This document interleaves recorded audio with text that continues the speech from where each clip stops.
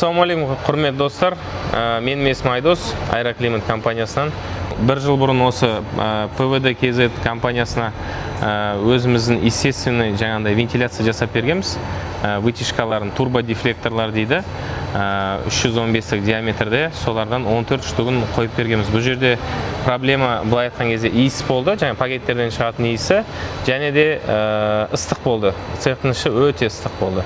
Соны былай айтқанда шешуге тырыстық. Соның былай айтқан кері байланысын алайын деп тұрмыз. Қазір қалай болды, бір жыл қалай жұмыс істеді? Нұржан мырза, өзіңізге сөз берсек. Саламатсыздар ма? Мен осы ПВД KZ компаниясының бас генералдық директордың көмекшісі болып келемін. Осыдан бір жыл бұрын 5 компанияның ішінен Аэроклимат компаниясын вентиляция мәселесі бойынша таңдаған болатынбыз.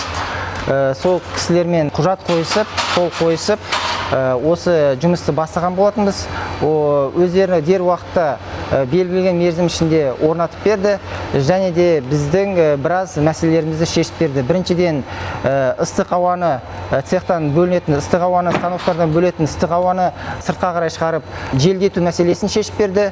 Екіншіден, біраз цехтардың ішінде болып жатқан жағымсыз иістерді мәселесін шешіп берді. В общем, разысыздар ғой бізге. Жалпы жұмыстарыңызға разымыз. Бір жыл болды. Бір жылдың ішінде бізде жаңағы ақаулар байқалған жоқ. Барлық клапандар уақытысында ашылып, уақытысында жабылып отырды, және де тұрақты әлі істеп келе жатыр. Тұрақ істейсің. Жақсы.